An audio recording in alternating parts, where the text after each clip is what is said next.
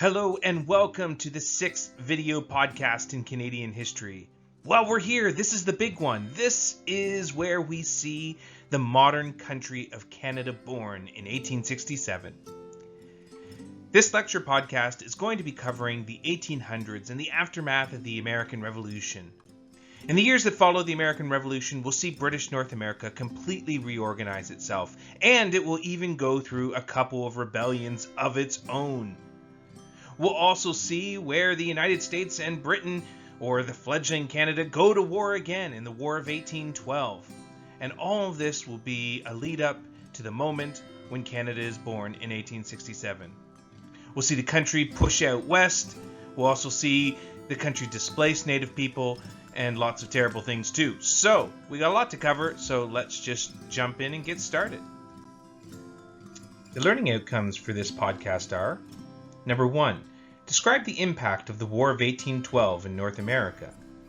Number 2, explain the changing circumstances of Native peoples in the West. Number 3, outline the early beginnings of British Columbia. Number 4, identify the causes and outcomes of the rebellions of Upper and Lower Canada and the quest for responsible government. And number 5, outline the events and ideas that pushed the colonies towards Confederation and the birth of Canada. So this is what British North America looked like following the American Revolution. It can't be overstated how much the American Revolution was a major setback for Britain. Originally, Britain had control over nearly the entirety of North America, and the 13 colonies were really the gem in their crown. The 13 colonies were the most developed, most populated colonies, and they lost them. They lost them all. And suddenly now, Britain only had this northern area. The provinces on the East Coast, the colonies on the East Coast, were not very populated. This is Newfoundland, New Brunswick, Nova Scotia, and then if you see, there's a little island here with a small little town becoming a city of Charlottetown. This was at that time called St. John's Island. It'll actually be renamed in a few years after this. In 1798, it'll be renamed Prince Edward Island, which is what it is still known as today. It's actually a Canadian province in the modern country of Canada. It was renamed Prince Edward Island, named after the fourth son of King George III, because in the maritime provinces, which is what the provinces, all these colonies here are known as. They're known as the maritime provinces because they are close to the sea. In the maritime provinces, there are a lot of things that are named St. John's. St. John's this, St. John's that. Trust me, if you go out there, you know what I'm talking about. So to distinguish the island from all these other places, it was renamed Prince Edward Island. The other region that Britain now had was Canada, which was the region along the St. Lawrence River. And it was filled with French-speaking people. So this was a big loss for Britain. It really was reduced quite a bit. So in the years following the American Revolution, Britain reorganized its possessions, particularly its Canadian possessions. So it split the territory into two provinces, the province of Lower Canada and the province of Upper Canada. Lower Canada would be the French-speaking region, and it would include the most developed settlements, such as Quebec City, Montreal, and Trois-Rivières. Upper Canada would be the focus over the next few decades of English settlement. This would be where Britain would be encouraging people to move to, particularly the Loyalists. These are the people who did not want to live in the United States now that it was a separate country, who wanted to remain under British rule, and after the American Revolution moved north into Upper Canada. Some of them were even given land, free land that they could develop, but this whole territory of Upper Canada in the early years anyway, after the American Revolution, was really wilderness and had not been developed at all. The other large area that you see in front of you, Rupert's Land, that yellow area. Now, I think I briefly mentioned Rupert's Land before in the last podcast. This is a vast territory of land which really was relatively untouched by Europeans. It's mostly just wilderness. It is, in fact, really corresponds to the physiographic region of the Canadian Shield. And this region had been given as a license to exploit by the British government to a private company called the Hudson's Bay Company. And the Hudson's Bay Company was formed as a fur trading company. Its purpose was to trade with indigenous fur trappers and to export all these furs back to Europe where they could be sold. And on the board of directors of the Hudson's Bay Company was Prince Rupert of the Rhine, who was a nephew of the King of England, and so the territory was named after him. It's rather silly, really. It's a huge, vast territory, and Prince Rupert, of course, never visited it. It was wilderness from the point of view of Europeans. It won't always be called Prince Rupert's Land or just Rupert's Land. It will be renamed, as we'll see in the coming weeks. But for the time being, this is what it looks like on maps. Rupert's Land. So one of the reasons why Britain wanted to develop Upper Canada, encourage more people to move to Upper Canada, was that they feared that there would be further conflict with the United States. And frankly, the United States, this brand new country, feared that their mother country hadn't really gotten over the breakup. It had been kind of a nasty breakup, so to speak. And so everyone sort of was concerned that there would be war again. So in Upper Canada, Britain started to build military forts and build a series of fortifications along the north shore of Lake Ontario and Lake Erie, all of this in preparation for what everyone thought was likely going to be round two of the American Revolution. And that's exactly what happened in 1812. So the War of 1812, as I said, was an inevitable second chapter in the American Revolution. The resentment between Great Britain and the now new fledgling country, the United States, well, it hadn't really gone away. The War of 1812 is also a really interesting case study in how different nations interpret the past in their own viewpoint, with their own lens of nationalistic identity. So in Great Britain, if you were studying history as a school child, you probably wouldn't learn about the War of 1812 at all. It would be just a footnote in a larger story of the British Empire. In the United States, when kids learn about the War of 1812, they learn about it in the context of the American Revolution. They learn about it as America once again standing up to Great Britain to assert its independence. If you are in Canada and you're a kid and you're going to school, well, you learn about the War of 1812 being this important crucible in which our national identity was formed. In popular culture, it's often portrayed that Canadians won the war, that we were able to beat back this major power, the United States, and that the borders that we established after the War of 1812 were the same borders today. So, rah, rah, Canada, we stopped those Americans. And even in popular culture, there's also the remembering of the burning of the White House by British troops or the burning of Toronto by American troops. So all of this is just entered into almost the mythic type of realm. So I'm going to try to push aside all of that and try to get down to what was really going on in the War of 1812. So first of all, the first thing you need to know about the War of 1812 is that it didn't just take place in 1812. It actually was a 2.5-year war, so it went well into 1814. And also, there were battles fought all over the place in Canada. Some battles were fought in Niagara Falls, some really important battles. For instance, the picture you see there is a picture of the Battle of Lundy's Lane, an artist imagining what it looked like.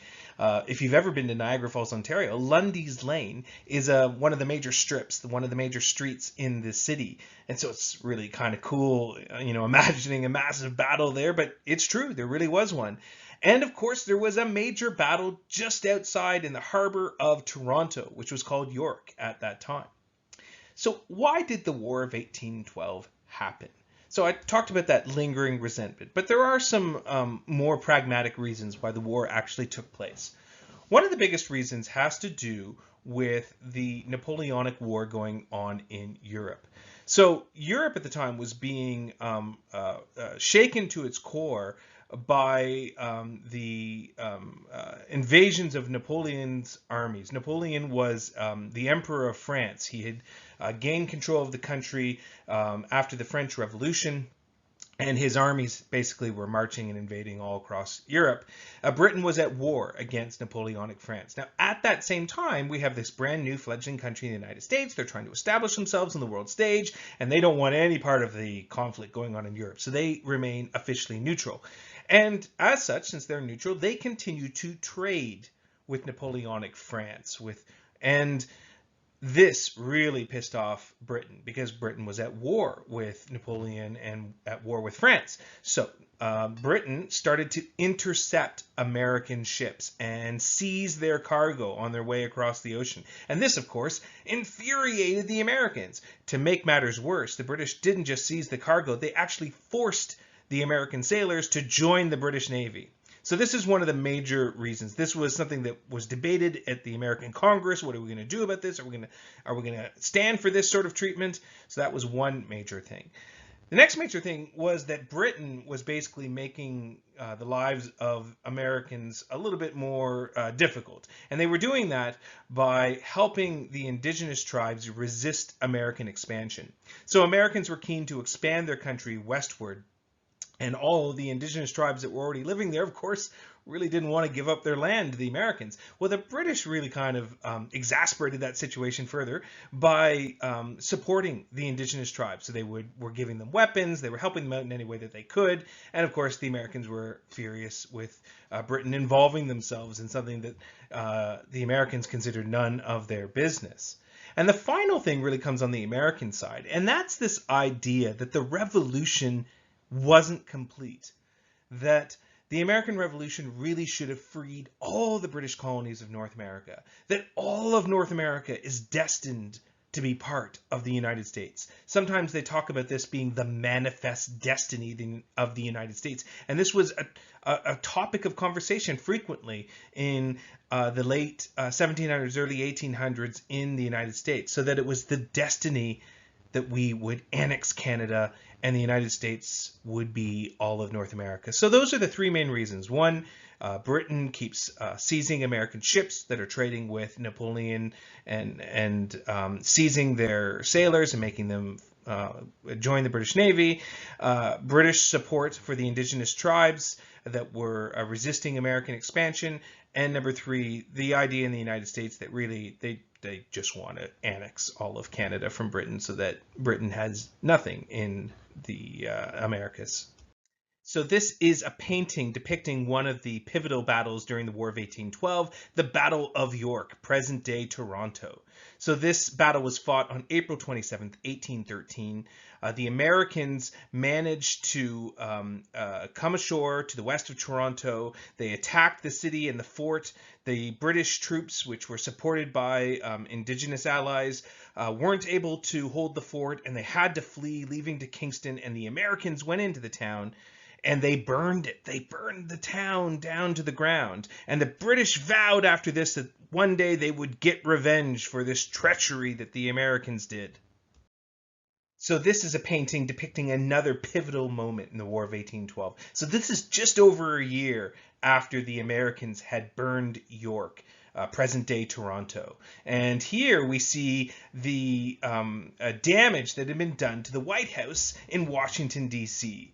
Because in August of 1814, after defeating the Americans at the Battle of Bladensburg, a British force occupied the city of Washington, D.C. And in retaliation for burning York, they set fire to many public buildings, including the White House. And this is something, of course, that all school children are told, that Canadians went rampaging down into the United States and burned the White House. Of course, they weren't Canadians, they were British, but it's still part of our national folklore. So after 2.5 years of fighting, the War of 1812 effectively ends as a stalemate. And on the surface, it seems like nothing really has changed. This would be the last official war between the United States and Britain, and would recognize the basic boundary between the Canadian colonies and the United States. And those boundaries are pretty much the same as they are today. Britain would make sure that there would never be another opportunity for the Americans to invade again, and they increased the fortification along the border. And although there would be concerns on both sides that hostilities would resume, they never would again. There was also concern on the British side that the ideas that had sparked the American Revolution, ideas about liberty and democracy, that somehow those ideas would infect their colonies to the north. And this would really pervade British policy over the next several decades and how they would approach the Canadas. In the 1800s, around the time that the War of 1812 was concluding, we begin to see a renewed push by the British, French Canadians, and Americans to exploit the West, the interior part of North America. We discussed the physiographic region of the interior plains in our first podcast. If you recall, the area today is known as being an important region for agriculture. However, in pre-contact times, agriculture was generally not practiced. This is because there was already abundant food resources such as animals like the buffalo, and you see a buffalo hunt being depicted here. Also, the land is actually quite dry, and without modern irrigation techniques, it's actually difficult to farm. In the United States, much of the push westward by white people was being driven by the desire for more land. However, in the North, in Canada, the drive west was driven by the economics of the fur trade. Now, of course, the fur trade had been central to the relationship between Indigenous people and Europeans from the beginning. It was the fur trade that had really provided the main economic reasons for Europeans to exploit and later settle in North America. As fur-bearing animals became more and more scarce close to the European settlements, there was a constant need to find new Indigenous trading partners who lived further in the interior. The French were the first Europeans to really begin to explore and trade with the Indigenous peoples in the interior area of North America. In the last couple podcasts, we saw how independent French fur traders, known as the Coureurs de Bois, had expanded the range of French influence considerably. British traders also began to do the same thing around Hudson's Bay to the north as part of the Hudson's Bay Company. Now, if we look at the interactions between Indigenous people and Europeans in the fur trade, we begin to see a common pattern repeat itself. Generally speaking, in the beginning, the fur trade does bring some benefits to the indigenous tribes who partake in it. For example, they gain access to European goods and sometimes technology as well. By the time we reach the 1800s, one example of technology that trading with Europeans would bring to indigenous tribes were guns. However, trading with Europeans also brings lots of negative consequences to indigenous people as well. First of all, closer contact with Europeans increases the likelihood that indigenous people would come into contact with European diseases such as smallpox, to which indigenous people had no natural immunity. For indigenous people who live nearer to settler colonies, we often see a gradual erosion of their culture and divisions within indigenous tribes. We saw this with the Wendat play out during the New France era. If you recall, some Wendat converted to Christianity while others didn't. This created divisions within the tribe and dramatically changed gender relations within the community. For the indigenous people living closest to white settlements, over time, the resources, in terms of fur-bearing animals, are depleted and forests are cut down in response to constant economic demand. For those indigenous tribes, this in turn reduces their bargaining power and erodes their independence and their ability to live their traditional way of life. The fur trade in contact with Europeans also transformed indigenous people in some unexpected ways. The introduction of the horse to native tribes in the plains sparked a cultural transformation. Horses, although they had actually evolved in North America, had gone extinct on the continent approximately 10,000 years earlier. The reintroduction of horses by Europeans would be transformative to certain tribes who quickly became experts in horse rearing, hunting, and fighting on horseback. As such, tribes such as the Blackfoot and the Sioux maintained independence with horses and guns. So as the fur trade pushed west into the interior of North America, we begin to see some dramatic changes to the lives of indigenous peoples. So there were two main groups that were involved in the fur trade during the 1800s. One was a British company known as the Hudson's Bay Company, or HBC. So Hudson's Bay Company had operated around Hudson's Bay for quite some time. During the 1800s, they began to push further into the Western Territory. The territory that they had been given license by the British government to exploit was known as Rupert's Land, and as we discussed earlier, it was named after one of the people who was on the board of directors of the Hudson's Bay Company. That's why it was called Rupert's Land. However, there was a competing group of white traders that were also trying to exploit the same region. So during the New France period, French fur traders known as the Coureurs de Bois had also pushed into the same region. After the fall of New France and the absorption of the French Canadians into British colonies, some of those French fur traders formed a new company called the Northwest Company around 1770. And they also began to try to compete in the exact same region by reaching out to indigenous tribes, setting up trading posts. In fact, many of the Northwest Company settlements became semi-permanent, and we actually see quite a few close relationships between French fur traders and indigenous people. And some of those relationships actually resulted in children. Over time, we begin to see a new group of people known as the Métis. And the Métis are people who claim ancestry from both French fur traders, but also from indigenous tribes as well. And the Métis people become really the bedrock of the trading network of the Northwest Company. The Métis form really a completely unique culture. And so when you look at this map here, you see the region around Hudson's Bay. That's the area that Hudson's Bay really controls. The blue area is where the Northwest Company is traditionally controlled. And then what you see there with the stripes, that's sort of the region that they are particularly competing over. And the competition between these two companies sometimes got into even violence, where trading posts would be burned down. There was constant harassment of both sides against one another. So it wasn't a pretty competition between the two companies. So the Métis were a mixed blood people, or a mixed ancestry people. And they really did form a completely unique culture unto themselves.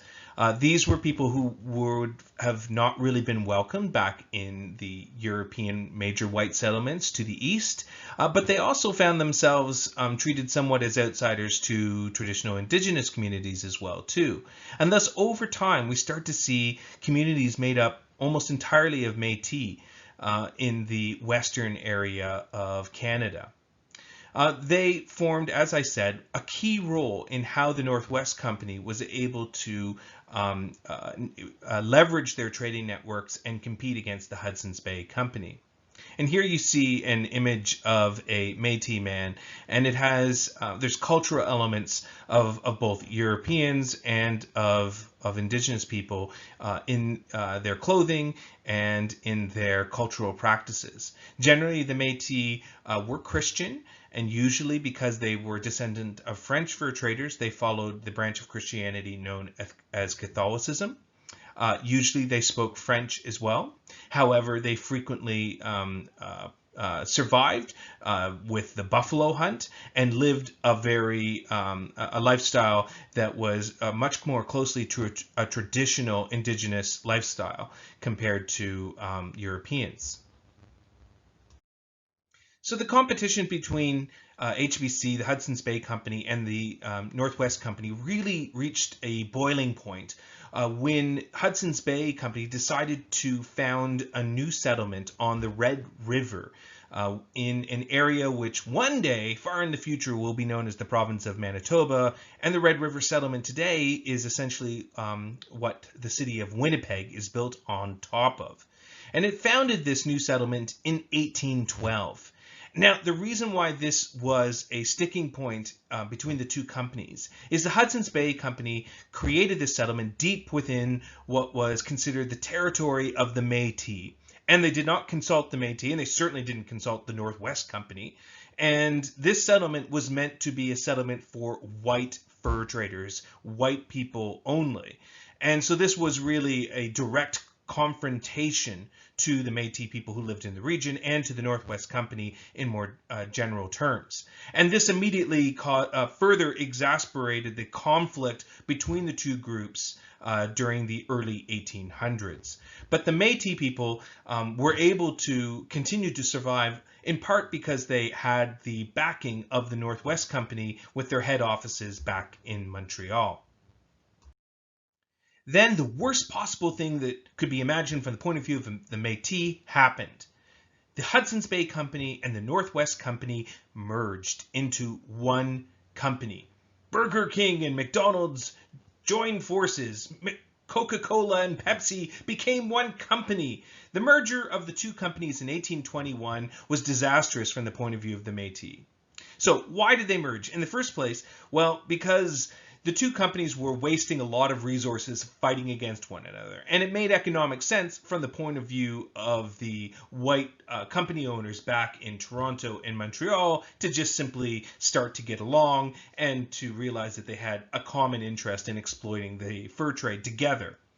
But from the point of view of the Métis, they had lost their protector. They'd lost the Northwest Company, who looked after them and made sure that the Hudson's Bay Company wouldn't encroach too much on their territory. Ultimately, this started a chain reaction that would eventually lead to rebellion in the West. And that's something that we'll be talking about in the second half of this course after reading week with the Red River Rebellion in 1869. And the leader of the Red River Rebellion is Louis Riel, who was a Métis man, and you'll learn all about that after reading week. Suffice to say that the key points you want to take away from the fur trade, one is the birth of this whole new group of people that of course are still around today, and that is the Métis, and also this competition between the Northwest Company and the Hudson's Bay Company and the exploitation of the West eventually merging and then marginalizing the Métis people, which would of course lead to the rebellion decades later. So let's push even further west into the area which today is known as the province of British Columbia, all the way over on the Pacific coast. So this region was one of the last regions of North America to really be exploited by Europeans. It's the furthest away from where the initial colonies and settlements of the Europeans were. However, by the time we get into the 19th century, Europeans are moving into the area. Now, I think I had mentioned a few podcasts ago when I was talking about the indigenous tribes who called this area home, this is the physiographic region of the Western Cordillera, that they had been decimated by European diseases before Europeans had even arrived there. That's because diseases were spread faster than Europeans even could move into those areas. So diseases were spread from one indigenous tribe to the next, and it moved like wildfire across the continent. So by the time Europeans started to move into the area of the Haida, the Tlingit, the Comox, their populations had already been decimated by these diseases. Now, this region was also one where several different European countries were trying to stake a claim. So Russia, because Russia, the continent is of Asia, actually gets pretty darn close to North America, as we've seen on maps. Russia had already staked a claim in the area which is now known as Alaska, and they were beginning to stake claims further to the south.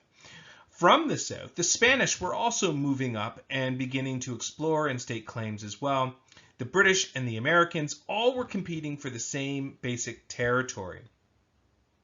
Now, the Americans and the British came to an agreement in 1846 with the Oregon Treaty, and this divided the territory in the west along the 49th parallel. That's the 49th latitude line.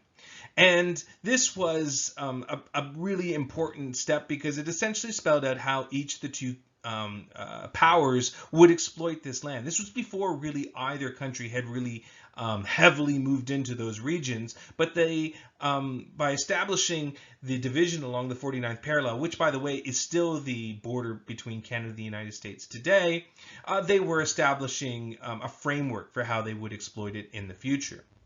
The first Europeans in the northern section who moved into the area and set up permanent colonies were the Hudson's Bay Company, who set up a basic framework of a colony on Vancouver Island, which is right over here, in 1849. But this was a small outpost, really, very, very small population, and it was mostly men, mostly fur traders, nothing significant at all. However, in 1858, in the interior of what is now British Columbia, gold was discovered in the Fraser Canyon. And this caused a gold rush. Tons and tons of Europeans moved into the area to try to stake their claim and find some gold. And this caused the population in this region to suddenly skyrocket out of nowhere. So soon afterwards, in 1866, the whole area was reorganized under an official colony of the British called British Columbia. It merged with Vancouver Island in 1866, and here you see the full extent of this new colony of British Columbia. It was important for the British to be out here and staking their claim, because otherwise, if they didn't, ultimately it would be snagged by the Spanish or by the Russians or by the Americans. So the formation of British Columbia in 1866 cemented that this would be British territory. Okay, so let's turn back to Upper and Lower Canada. Now, I had talked about before, after the American Revolution, the British set up their new colonies where there would be an English section, which would be called Upper Canada, and the French section would be Lower Canada. And Upper Canada was where a lot of the British loyalists, people who didn't want to live under the Americans, had moved north and taken land. It also was where the British, after the War of 1812, had set up a string of fortifications, new towns, and fortifications all along the border there. Now, as the population of Upper Canada began to increase, and Lower Canada as well, there began to be a desire for a greater say in how those colonies were run. There was a quest for something that was called responsible government. So what is responsible government? Responsible government essentially is saying that they would like to have a government where it's responsible to the people, therefore it's accountable to the people or elected by the people. So they wanted to be self-governing, and they wanted to have parliamentary accountability. That is that the parliament is accountable to the people who elected them. And ultimately, though, they didn't really want to set up whole new countries. So this desire for responsible government was to create sort of a self-governing colonies within the British Empire. So it's not the same thing as what was happening in the lead up to the American Revolution, where the Americans really did want to create their own independent country. That was not what the goal of responsible government meant. The reality, however, was that these colonies were ruled by an appointed council, a council that was appointed by the mother country. And the groups of people who were actually appointed onto these councils tended to come from these rich, wealthy, mostly British families in the colonies. The nicknames that were given to these groups of people in Upper Canada, it was the Family Compact, and in Lower Canada, it was the Chateau Clique. And these groups of people, these wealthy group of people, essentially formed an oligarchy. And that's something we talked about earlier, an oligarchy where they were really the only ones who had a say in how these colonies were run. There were technically elected assemblies in both Lower Canada and in Upper Canada, but they had no say. They were kind of like the equivalent of student council. You know, student council has elections, and if you're a student, you vote for your representative on student council, but they don't ultimately get to have any major say in how Sheridan is run. You know, they can make recommendations and whatnot, but ultimately the decisions are made by other people. That's sort of similar to what was going on in these colonies. So the appointed council was where real power resided. The elected assemblies could bluster and make all kinds of noise, but really they had no power whatsoever at all. But as we move into the 1800s, there's much, much more of a desire to achieve a self-governing, a responsible government that was responsible to the people. The reluctance of authorities to even listen to any idea of moving towards responsible government ultimately would lead to a set of rebellions in 1837 and 1838 in Upper and Lower Canada. These were two uprisings that took place over a year and a half or so, but they were really independent movements. They weren't directly connected. So there was an uprising, a rebellion in Lower Canada, which was the bigger one, actually. It had several battles. And then there was a much smaller uprising, which took place in Upper Canada. They both had similar causes, although there's differences between them. They both shared a goal of responsible government.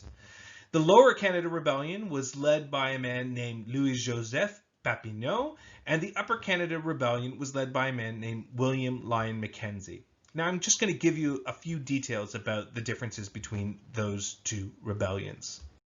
So we'll start with the Lower Canada Rebellion, which was the more significant one. So I said it was led by Louis-Joseph Papineau, and he was a politician in Lower Canada that was elected to that elected assembly, that student council that doesn't really have any power. And he led a political party within that group. It was originally known as the Parti Canadien, and then it broke apart and he led the more radical faction, was known as the Parti Patriote. And he and others in Lower Canada, obviously they wanted to achieve responsible government, which we already talked about, but in Lower Canada was also complicated by French-English relations. And for the most part, the Chateau clique, that group, that oligarchy that controlled the appointed council in Lower Canada, was made up almost entirely of English people. So there was a real push for there to be more French representation, more ability for French-speaking people to have a say in how the colony was run. On top of that, in the 1830s, there was a major economic crisis. It deeply affected Lower Canada, it affected Upper Canada as well, but that also created conditions under which people were angry. They wanted their government to respond to the crisis, and it wasn't. At the same time, the British government seemed to be encouraging, and certainly there was, increasing Anglophone population. So there was a larger and larger group of English people who were moving into the colony.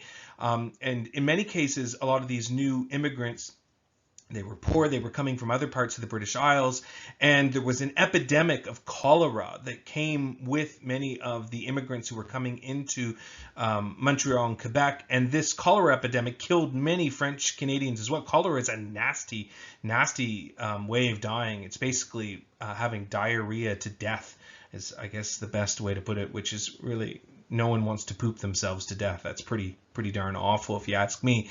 Anyway, so all of this was, for French Canadians, this was really a major grievance. They were being diluted by the more and more English people being encouraged to move into the region. There was an economic crisis, and all of this was essentially leading to calls for reform. In 1834, Louis-Joseph published the 92 resolutions, which were a list of demands that he wanted and his party wanted to see enacted. Chief among them was responsible government. And of course, the government, the British government, said, no, absolutely not. And this is what ultimately led to the uprising. There were two major uprisings, both of which ultimately were failures. The first was in 1837, and there were several small battles, and it ended ultimately with the Battle of Saint-Eustache, where it was a terrible defeat for the Patriots. And then later, about a year later, there was another smaller uprising in 1838, and it also was a failure. Louis-Joseph Papineau, after the first uprising failed, he managed to escape into the United States, but many other of the Lower Canada rebel leaders were arrested, and a lot of them were hung, and of course, and some of them were imprisoned, and others, in fact, were exiled. They were exiled from Lower Canada and sent to Australia, of all places. And today, there is a sizable percentage of the Australian population with last names that are French that claim descendancy from those Lower Canadian patriots. So let's turn now to the Upper Canada Rebellion. Now, the Upper Canada Rebellion was a much smaller affair. It was less violent and it was more limited than the earlier uprising that year in Lower Canada. It was led by William Lyon Mackenzie, and he was a Scottish-born politician, a newspaper publisher, and he also has the distinction of being the first mayor of Toronto in 1834. Toronto has a long history of colorful mayors. If you know anything at all about recent political history in Toronto, you'll probably agree with me on that front. In any respect, the Upper Canada Rebellion was in part exasperated by some of the same things that brought about the Lower Canada Rebellion, in particular the economic depression of the 1830s. And like the Lower Canada Rebellion, they also were seeking democratic reform and an end to the rule of the privileged oligarchy, which in Upper Canada was the family compact. So the Upper Canada Rebellion, the way I've often described it, it's really the result of a whole crowd of drunken farmers and drunken middle-class colonists getting together at a pub and getting themselves all worked up and deciding that they're going to try to overthrow the government. And it all begins at Montgomery's Tavern in 1837. Montgomery's Tavern was a pub to the north of the city on Yonge Street. Now, back then, it would have been well outside the city with farmland around it. It's roughly at what now is Yonge and Eglinton, which today is well within what you might consider downtown Toronto. But back then, it certainly wasn't. And so the rebels, they got together there, including William Lyon Mackenzie, and they decided that today was the day they were going to do it. And so they marched down Yonge Street to the south towards where the British government houses were. There was about 500 to 700 of them, and they weren't really well equipped or organized. They had some hunting rifles, some pitchforks, and they reached about as far as Yonge and Dundas Streets, which is, if you know downtown Toronto, that's roughly where the Eaton Centre, the big shopping mall, is. And it's the Yonge and Dundas Square is it's the region of Toronto that looks very much like Times Square does in New York City. So it's very downtown. Anyway, so they reached that. They ran into a loyalist militia. Some shots were fired. The rebels got spooked and they ran off. The next day, the loyalist troops marched up to Montgomery's Tavern, and there was a pitched battle at the tavern, and that was pretty much it. The tavern was burnt down by the loyalist troops, and most of the people were arrested. Mackenzie himself managed to escape to the United States, just like Louis-Joseph Papineau had done. And for the next year or so, there was a handful of smaller raids from the United States, but really the rebellion just petered out, and that was it for the Upper Canada Rebellion. Now, next, I'm going to show you another a short sequence from that documentary series from CBC Television, Canada, A People's History. And it's going to talk about the Battle of Montgomery's Tavern and all of the excitement which followed. Assemblez-vous! In the autumn of 1837, armed conflict erupts after years of political struggle. At Saint-Denis, the Patriots win an unexpected victory. Encouraged by this, rebels in Upper Canada decide to march on Toronto.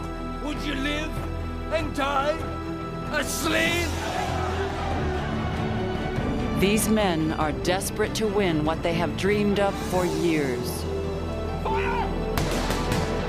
The right to govern themselves.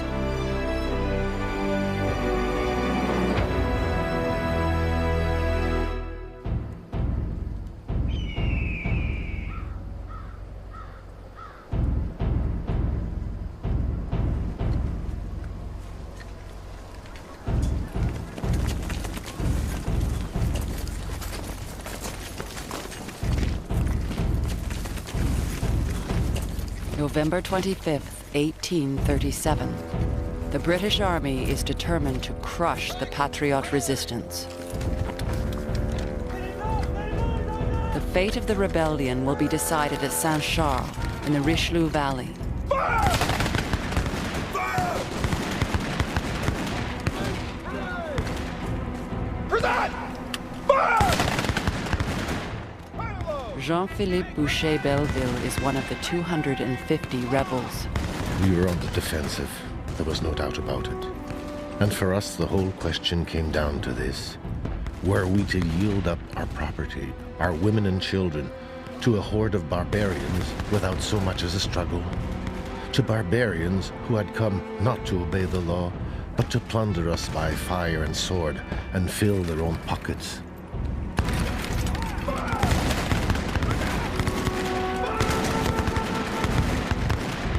Charles Beauclerk is one of the officers in command of 425 British soldiers at Saint-Charles.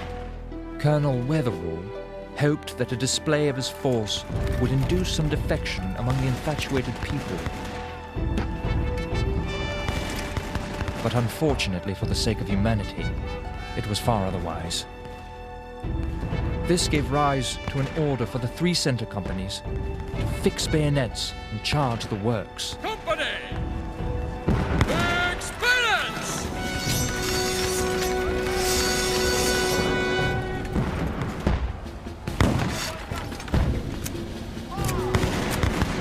To the front! March!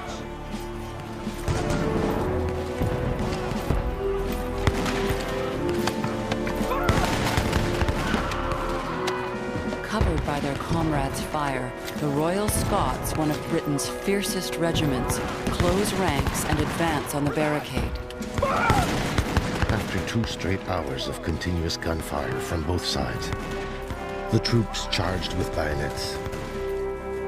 We had no weapons suitable for close-range combat, and so we had to abandon the field to them.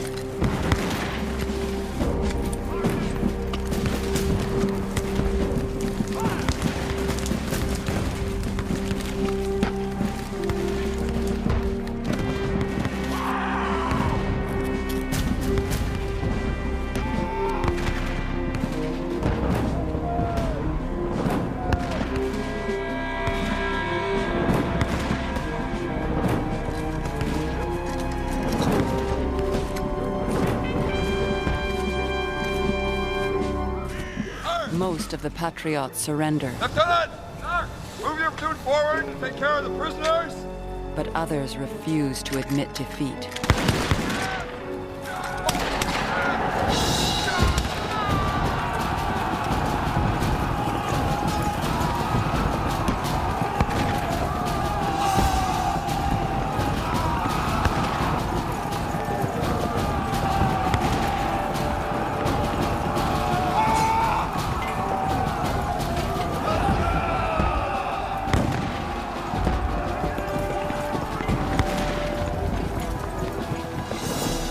The Battle of Saint-Charles ends in a bloodbath. 150 Patriots are killed, and only 7 British soldiers.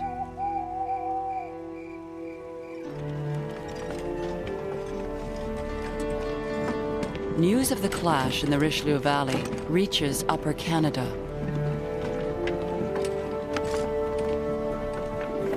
William Lyon Mackenzie is convinced the time is ripe to attack Toronto.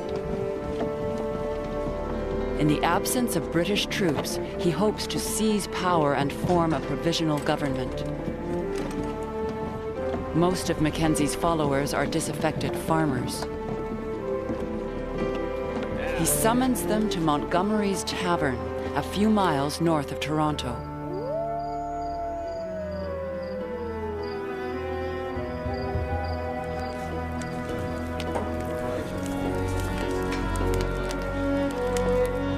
December 4th, only 150 men have answered Mackenzie's call.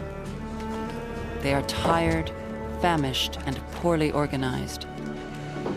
Little Mac conducted himself like a crazy man all the time we were at Montgomery's. He went about storming and screaming like a lunatic, and many of us felt certain he was not in his right senses. Mackenzie's second in command is the surveyor and blacksmith Samuel Lount.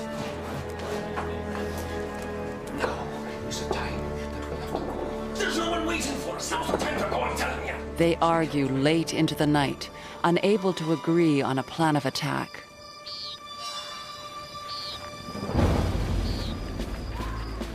The next day, Mackenzie and Lount decide to act. 20 militiamen, loyal to the British Crown, are waiting for them along Yonge Street.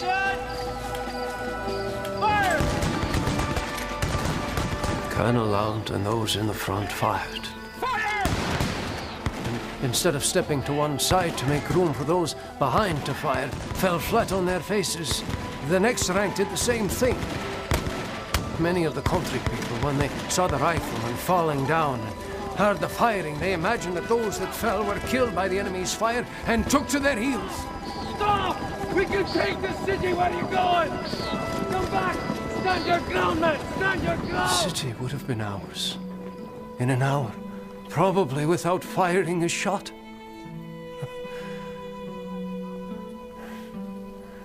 But 800 ran. And unfortunately, the wrong way. Queen, lads. 2 days later, 1,000 militiamen and volunteers are issued arms and ammunition. They are ordered to oust the rebels from Montgomery's tavern.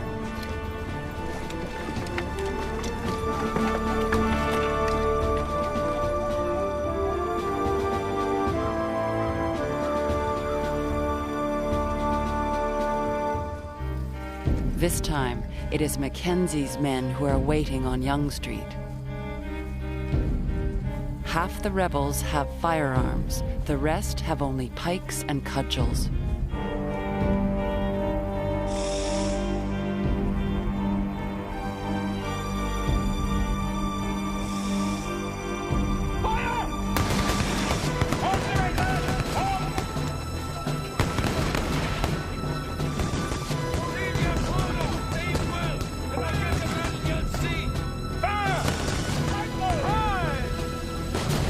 The clash is brief.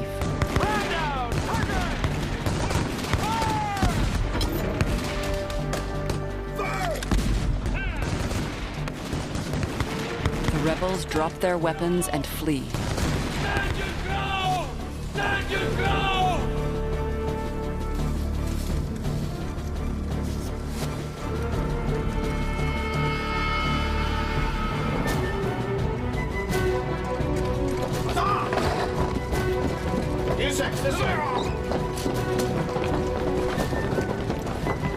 Militiamen and volunteers ransack Montgomery's tavern and put it to the torch.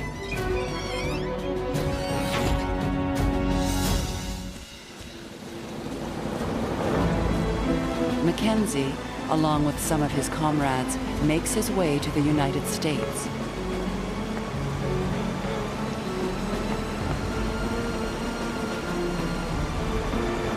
But others are not so lucky. Samuel Lump and Peter Matthews are hanged in front of the Toronto jail 4 months later. The rebellion in Upper Canada has lasted less than a week. So this is the site of Montgomery's Tavern today. The building, of course, is long gone. Well, you saw in that documentary that the British burned it down.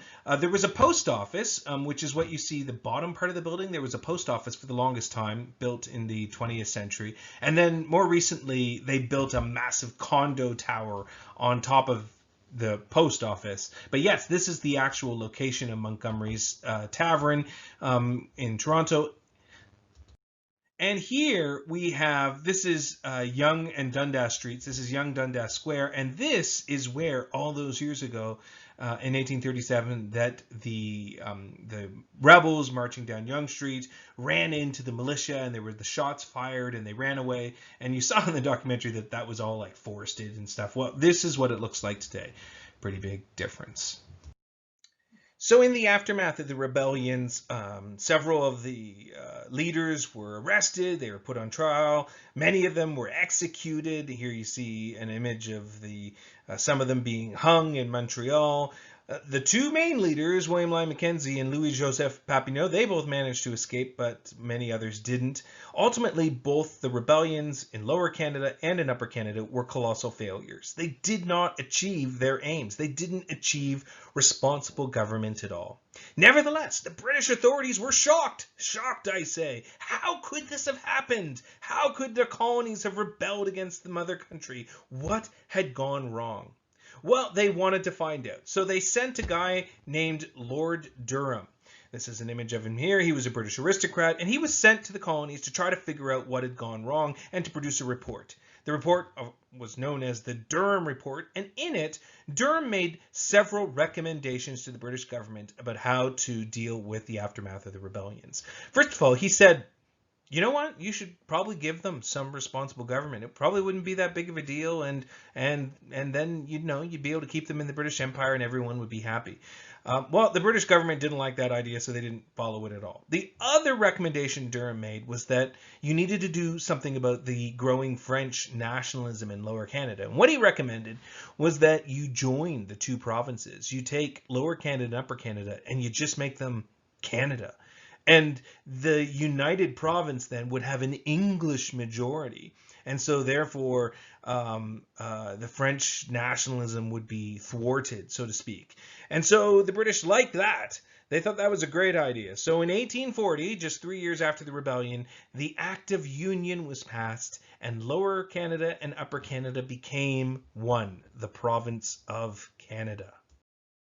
So here you see the new province of Canada. Now, it did have two jurisdictional regions, Canada East, which really corresponds to Lower Canada, and Canada West, which corresponds to Upper Canada. But it still was just one province of Canada with one appointed council governing it now and one elected assembly. That's the student council that really has no say. One of those for the entire province. So it meant that French Canadians had lost a lot of representation because the English population of what had formerly been known as Upper Canada had increased dramatically by the time we get to 1840.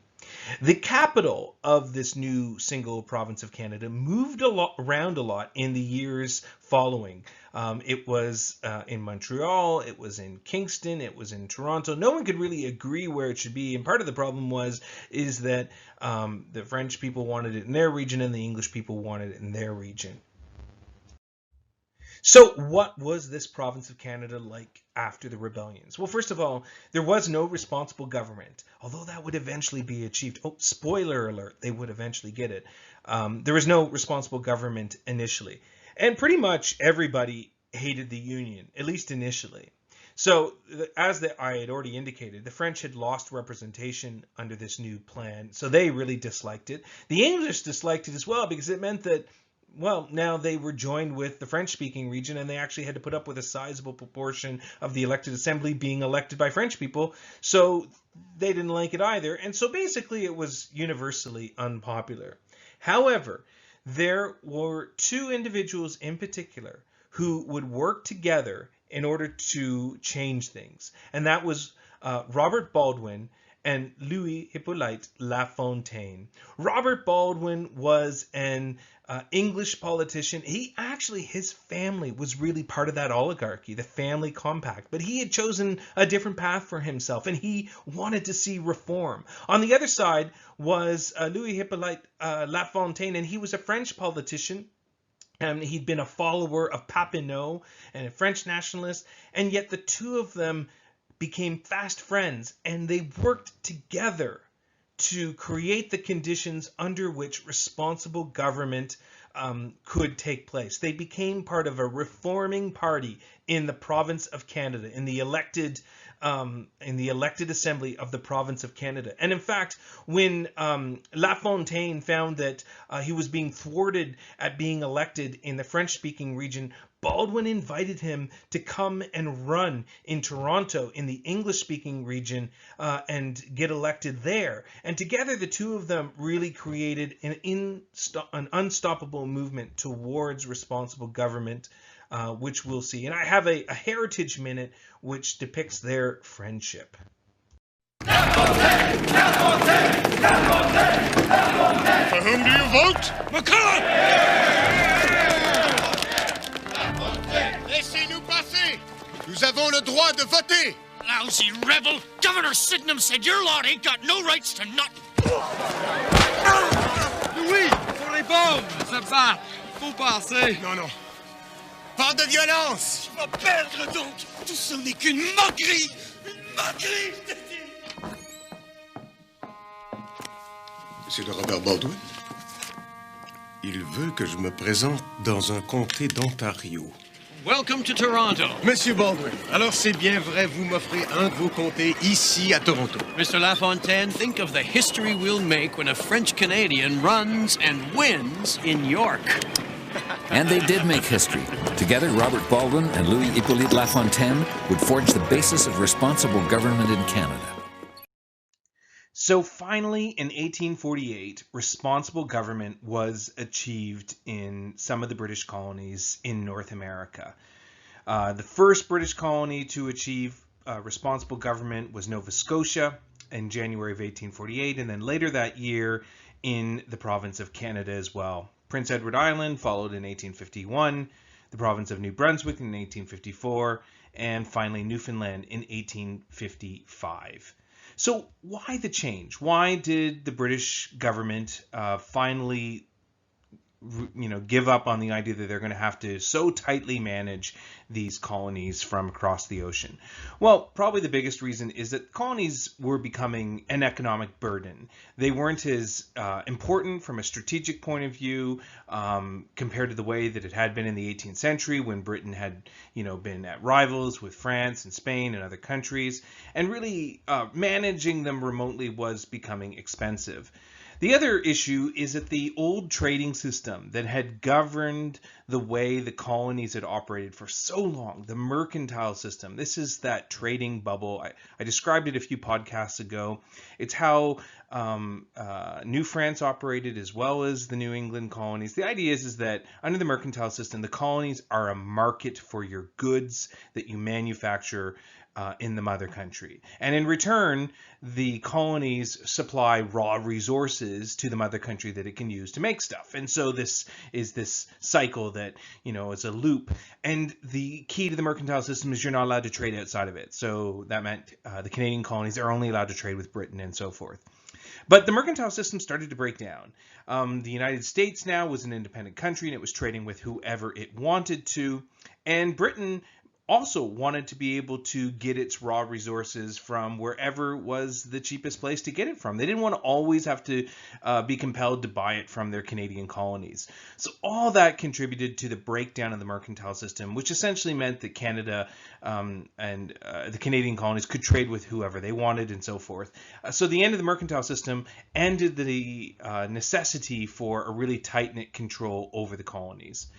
And finally, of course, there's the influence of the moderate reformers, people like Baldwin and Lafontaine. And of course, you see a picture here of one of the key reformers in the province of New Brunswick, Joseph Howe, who is a journalist and politician. And he, like his colleagues Lafontaine and Baldwin in Canada, had really created a movement towards responsible government that eventually convinced the British authorities to let go. And by 1848, it had finally been achieved. Now, this isn't independence at all. What this means is simply that the local government is responsible for the people who elected them. Those elected assemblies actually have some power now.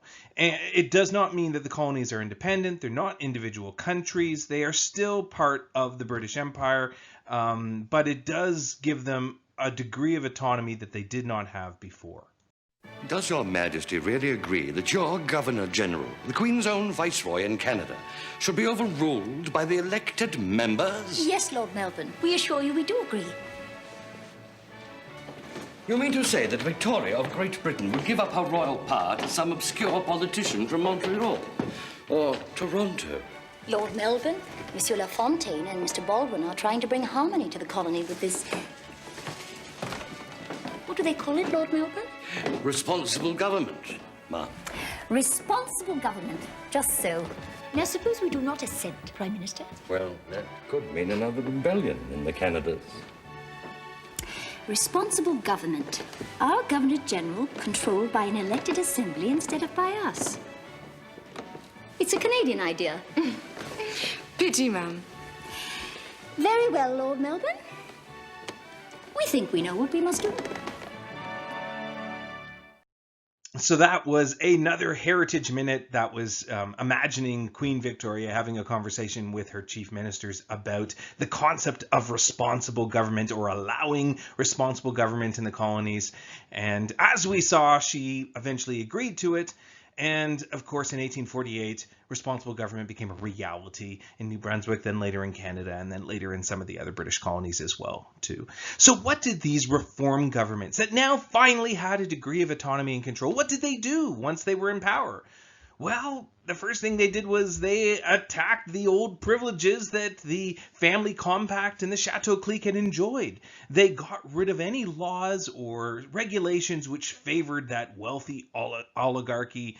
They wanted to level the playing field and make it much more equal in the colonies. Of course, conservatives, that is, people who wanted things to remain the way they were, they resented the loss of power. The family compact and the Chateau clique, they had existed for quite some time, decades now, controlling these colonies, and suddenly their world had been turned upside down. In 1849, in Canada, a particularly controversial law was passed, which really sort of pitted the old conservatives who wanted to see things go back to the way they were and the new reform governments, and it was called the Rebellion Losses Bill. So during the Lower Canada Rebellion, one of the things that happened, one of the side effects of that, was that a lot of people, just regular French Canadian families, had seen their properties destroyed. When those battles with the rebels had taken place and the British militia had won those battles, they had taken out their anger, so to speak, on the countryside. As punishment for the rebellion, they had burned crops and destroyed the farms and livelihood of many just regular French Canadian families. Some of them might have been involved in the rebellion, but plenty of them probably weren't and were just innocent parties caught in the crossfire. Well, the Rebellion Losses Bill proposed that they should be compensated in some way for their losses. So they would receive some money from the government to compensate them for the loss of their farms or their crops due to the actions of the British troops. Well, this just infuriated the old conservative powers, because from their point of view, it was rewarding the rebels. It was rewarding the disloyal rebels who had rebelled against, the mother country. And so the idea that we would then compensate them with money, well, that was just crazy talk. And in fact, this finally reached a fever point when a riot started outside the Parliament buildings in Montreal. This was when Montreal happened to be the capital of the province of Canada, and rioters burned the Parliament buildings. Conservatives burned the Parliament buildings in protest of what had happened. But really, there was no turning back the clock. The entrenched privileges of the past were gone, and these new reform governments were going to be the new day-to-day of these provinces. So this finally brings us to the main event, Canadian Confederation, and the birth of a modern country of Canada. Here you see the famous Robert Harris painting, The Fathers of Confederation. This is imagining the group of men that got together over sherry and brandy and cigars and worked out the details of what would be the country of Canada. So you can see that we're already on a trajectory towards some form of an independent country. The step forward was responsible government. When the British government finally agreed to allow the Canadian colonies and the maritime colonies to actually, have a certain amount of governing themselves, as long as it didn't go badly, this was going to be a step in the right direction. And generally speaking, it did go badly, with the exception of, the rioting and the burning down of the Parliament buildings that we just saw in Montreal. For the most part, things didn't go too crazy. These responsible governments did their job, and everything went putt-putt along. So, Canadian Confederation would be the next step. How do we get there? So during the 19th century, there began to be talk about the idea of a united country, about bringing together all of these different little British colonies together under one flag as a united country. Now, why? What would be the benefit of doing that? Well, first of all, during the 19th century, nationalism was becoming a force everywhere around the world. It was a relatively new force. It had come out of the French and American revolutions, and now it was changing countries all around the world. It was creating new countries where there hadn't been any before, and nationalistic movements were also influencing British North American colonists. They were thinking, hey, maybe we all have more in common than we have differences, and maybe we do better together than we would apart. And in fact, certainly there was a recurring idea that a union of the British colonies would increase economic growth. After all, the British colonies now had to compete economically in trade with the United States to the south. And if they were all independent, they wouldn't be able to be as strong as they would be together. The other thing that was influencing the idea of a united country were external pressures that were coming from two sources, the United States and, surprisingly, Britain. And I'll speak about those in just a moment. So there were two main sources of external pressure which were moving the British colonies towards confederating into an independent country. The first is just from Britain itself. The British Colonial Office increasingly saw the colonies as an unnecessary burden, both from an economic standpoint, but also just from a logistical defense standpoint. If the colonies were invaded, say, by the United States, well, then Britain would be forced to actually come and defend it, and this was, perhaps a burden that Britain really didn't need anymore. This is a remarkable change. If you think about it, only less than a century earlier, Britain was fighting a massive war against the American 13 colonies to prevent them from going independent. And now here we are, a century later, and Britain's kind of like, well, we don't really care that much about the Canadian colonies. Maybe we should just let them do their own thing. The other source of external pressure was from the United States. And this comes in two different ways. Number one, there is a movement within the United States that's sometimes called manifest destiny.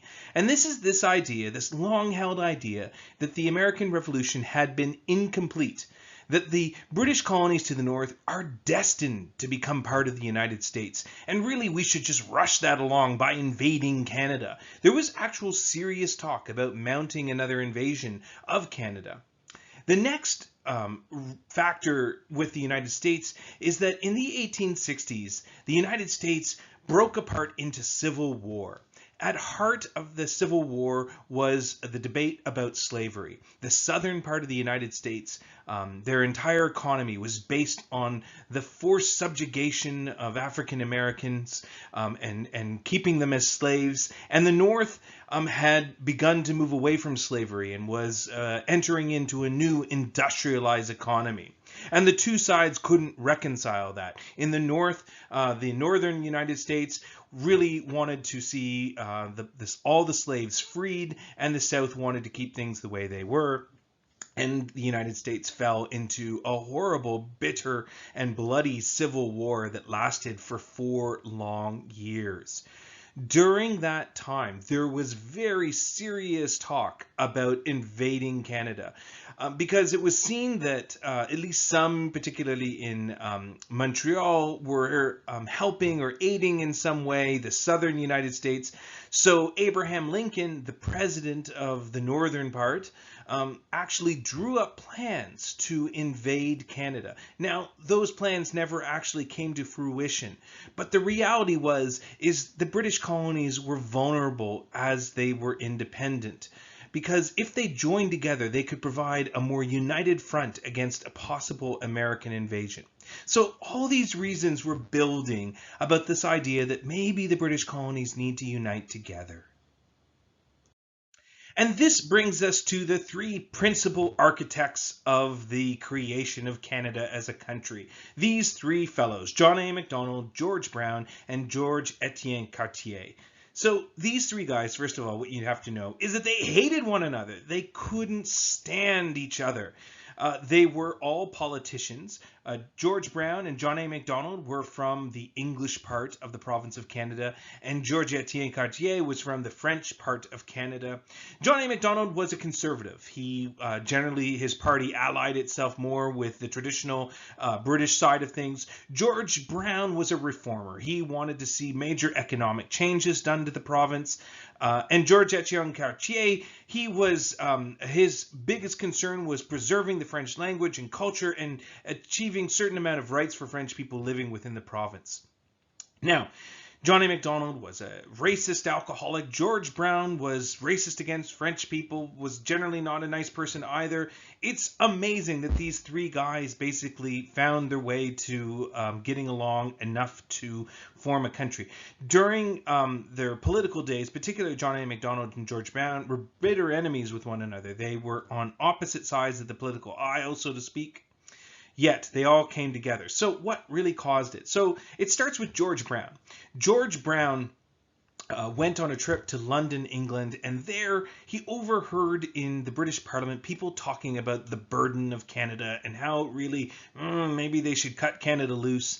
And George Brown came back with a renewed idea that he somehow had to get other people on side with the concept of creating an independent country.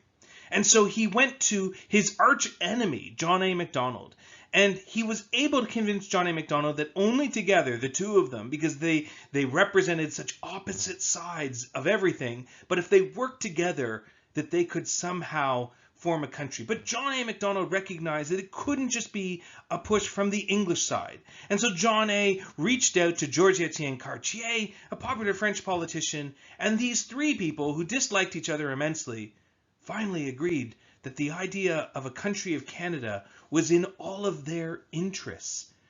And so they resolved to try to convince the other British colonies. Now, as it happens, at that exact moment, some of the other British colonies were having a similar conversation. They were having a conversation about uniting the maritime colonies. So this is New Brunswick, Prince Edward Island, and Newfoundland, and Nova Scotia. The idea that those little tiny colonies would fare better as a united British colony.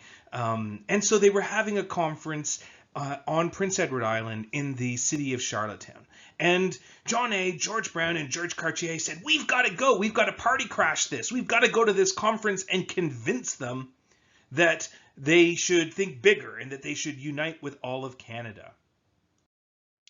So the two Georges and John A., they got together a big Canadian delegation to show up at the Charlottetown conference, where there was already this conference about uniting New Brunswick, Nova Scotia, and Prince Edward Island and Newfoundland together. And they actually took with them crates upon crates of champagne and other alcohol. And when they arrived in Charlottetown, they threw tons of parties. They got everybody really drunk. And everybody thought it would be a great idea to have a country of Canada. There you see an image of the Charlottetown conference, of everyone who was at that conference standing outside, getting their picture taken in September of 1864.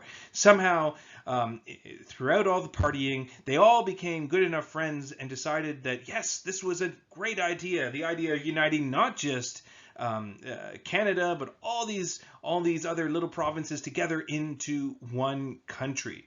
Charlottetown, as you see, is the main city on Prince Edward Island, right there. However, now everybody needed to convince their own individual elected assemblies that this was a good idea. So everyone was going to resolve to start to do that. And also, they all agreed that they would meet again to hash out the details of what this country would actually look like. And they would meet again in Quebec, way over here. And that would be the second of the major conferences to plan the creation of Canada. So just a few months later, everybody got together in Quebec City to hash out the details of the idea of this new country. So they talked about how they would reorganize the province of Canada, split it up into two provinces. One would be called Ontario, the English-speaking area, the formerly Upper Canada, and Quebec would be the French-speaking area, the formerly Lower Canada area, and all the other details of the union were agreed upon.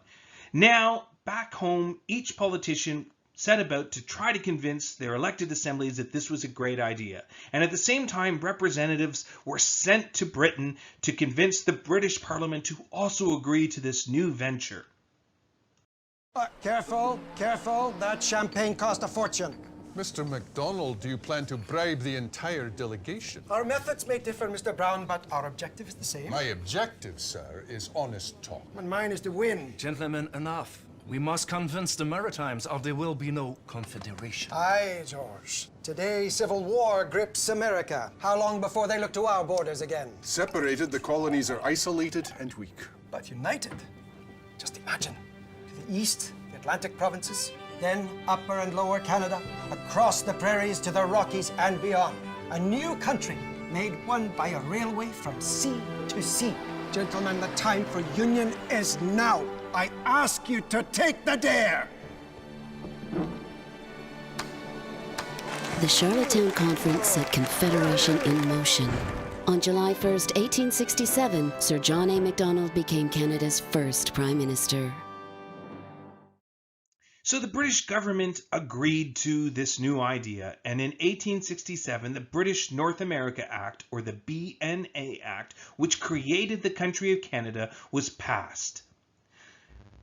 Prince Edward Island and Newfoundland chose to not join the country at this point in time. You'll see when they join in the next half of the course, but initially, for different reasons, they both decided to opt out. Prince Edward Island was heavily indebted at the time, and they wanted help to deal with the debt that they had built up. Newfoundland, on the other hand, was more closely aligned in trade to the British, and literally geographically they're closer to the British as well, and for the time being they just didn't see any benefit in joining. So the new country of Canada, the Dominion of Canada, came into effect on July 1st, 1867, and it would contain 4 provinces: Ontario, Quebec, New Brunswick, and Nova Scotia. These first 4 provinces would form the basis of a brand new country. So here you see a map of just how small this new country of Canada was in the beginning. So the province of Ontario is there here at the bottom. It's much smaller than what the province of Ontario is today. Similarly, the province of Quebec is also much smaller. Over here we have New Brunswick, Nova Scotia, and Prince Edward Island, which is the island right here, chose not to join at that time, and Newfoundland up here also chose not to join. Now, of course, both of them will join Canada much later on. Newfoundland won't join until the 1950s, after World War II, so that will definitely be a story for after Reading Week. Now, needless to say, the Indigenous people of Canada weren't consulted whatsoever at all. And in fact, from their point of view, the creation of Canada actually brought on way more negative consequences than positive outcomes. In terms of the capital was established to be in a very small little town called Ottawa, right here, which was situated right on the border between English Canada and French Canada. So in this way, the capital could really straddle the 2 worlds of the most populated regions of Canada. So here you see an image of the Parliament buildings in Ottawa being constructed in 1863. Now this is a few years before Confederation. The United Province of Canada, prior to Confederation, before it became part of the larger country of Canada, had already stopped moving its capital around and had decided to move its capital into Ottawa, this small little town. If you recall, it had been in Montreal before that, and it had been in Kingston and in Toronto. Ottawa was chosen, as I said, because of its way that it straddled the 2 worlds, French and English. But there's a legend that said that Queen Victoria saw a very pretty painting of the town of Bytown, which is what Ottawa used to be called before, and said, "Oh, isn't that pretty?" And that is partially why she chose it to be the capital. In any respect, it was the logical choice for the United Country to make it the capital as well.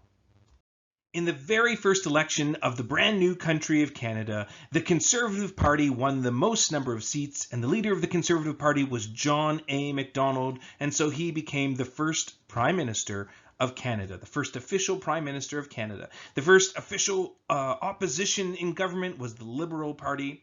You see down there the earliest version of the Canadian flag, which had the nickname the Red Ensign. Now, Canada in 1867 didn't actually have a flag yet, and usually if it flew any flag, it would fly the British Union Jack, which is what you see in the upper left-hand corner of the flag that you see there.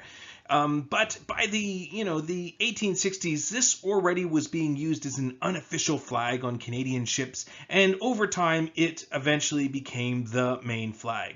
It would, of course, be replaced with the flag that you're familiar with today, but that is a story for another day, and it won't happen until the 1960s. So we are officially halfway through the course now, and we have Canada the nation formed, at least the earliest form of it. With just 4 provinces, it's tiny in 1867. Over the next 100 years, Canada will grow to eventually become the second largest country in the world. The new fledgling country of Canada would face many challenges. First of all, it wouldn't, for a long time, actually have true independence in foreign affairs. Now, this was something by design. The Canadian politicians feared that no one on the world stage would take their country seriously. So in the beginning, they opted to have the mother country, Great Britain, be their official representative on the world stage. This meant that if you were a Canadian abroad, there would be no Canadian embassy to go to in other countries. There would be the British embassy, and that's where you would go.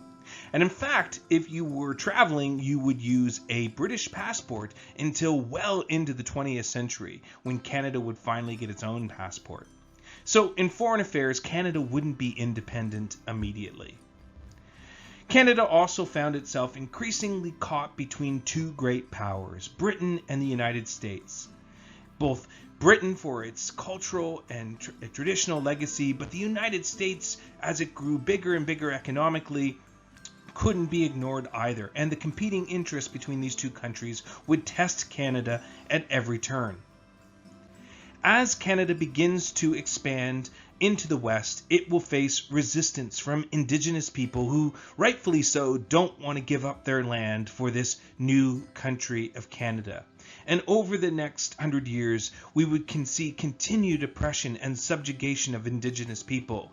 In fact, Canada is only now beginning to slowly do the process of reconciliation for its centuries of mistreatment of Indigenous people.